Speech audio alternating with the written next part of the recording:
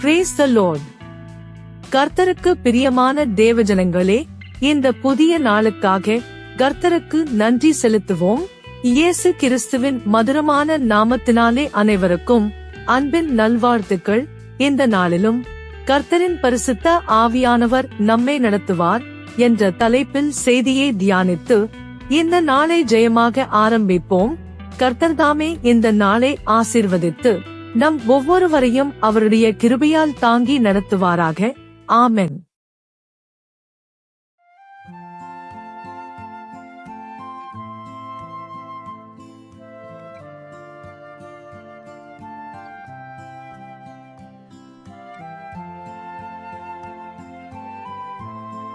பிரியமானவர்களே, தாவீது தேவனுடைய சித்தத்தை செய்ய விருப்பமாய் ஜெபிக்கிறார். அந்த ஜெபம்தான் 143வது சங்கீதம் 10வது வசனம்.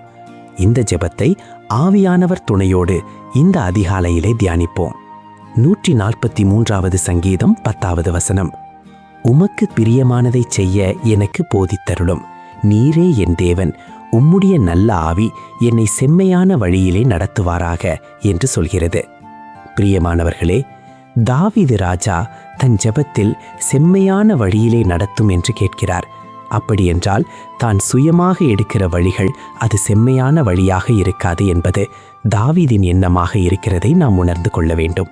ஆகையால் தான் அவன் கர்த்தரை நோக்கி செம்மையான வழியிலே நடத்தும் என்கிற விண்ணப்பத்தை வைக்கிறான். நாம் கர்த்தரிடம் எளிதான வழியை கேட்போம், கஷ்டமில்லாத வழியை கேட்போம், கஷ்டமில்லாத பாதையை கேட்போம். ஆனால் தாவீதோ அப்படி கேட்காமல் செம்மையான, நிமிர்ந்த, சரியான, தேவனுடைய இருதயத்திற்கு ஏற்ற வழியை கேட்கிறான். அல்லேலூயா! ஏன் தாவீது இப்படி ஜெபித்தான்? அவன் சத்துருக்கள் அவனை துரத்தி கொண்டிருந்த சமத்தில் இந்த சங்கீதத்தை எழுதுகிறான். ஆத்துமா தரையில் தள்ளப்பட்டிருந்த நேரம், அபிஷேகம் பண்ணப்பட்டவனின் இருள் சூழ்ந்திருந்த வாழ்க்கை. அந்த நேரத்தில் தான் தாவீது சொல்கிறான், உம்முடைய நல்ல ஆவி என்னை நடத்துவாராக என்று. பிரியமானவர்களே, இன்று உங்கள் வாழ்க்கையிலும் இதே நிலைமை இருக்கலாம். குழப்பம், முடிவெடுக்க முடியாத நேரம், வழி தெரியாத இருள். ஆனால் நினைவில் வைத்துக் கொள்ளுங்கள், நீங்கள் உங்கள் சொந்த புத்தியில் நடக்க அழைக்கப்படவில்லை. மாறாக உங்களுக்குள் இருக்கும் பரிசுத்த ஆவியானவர் உங்களை நடத்த அழைக்கப்பட்டிருக்கிறார் என்பதை மறவாதீர்கள். நான் வழியை கண்டுபிடிப்பேன் என்று தாவீது சொல்லவில்லை, நீரே எனக்கு போதனை செய்யும் என்று சொல்கிறான்.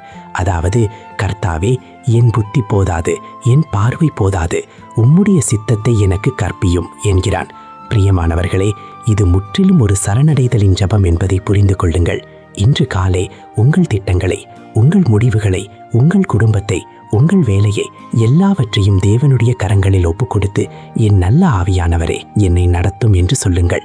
ஏனென்றால் தேவன் உங்களை தவறான வழியில் அனுப்ப மாட்டார் மற்றும் நடத்த மாட்டார். தேவன் செம்மையான வழியிலே தன் ஜனங்களை நடத்துகிறவர். சுற்று வழியாக அழைத்து கொண்டு போனாலும் அந்த வழி நமக்கு ஆசீர்வாதமாகவே இருக்கும். ஏனென்றால் அது அவருடைய நல்ல ஆவியின் வழி நடத்துதல். ஆமேன். அல்லேலூயா! பிரியமானவர்களே, எழுந்திருங்கள், சத்துருவின் குரலை அவமாக்குங்கள். சூழ்நிலையின் இருளுக்கு பயப்படாதீர்கள். உங்கள் தேவன் உங்களுடன் இருக்கிறார்.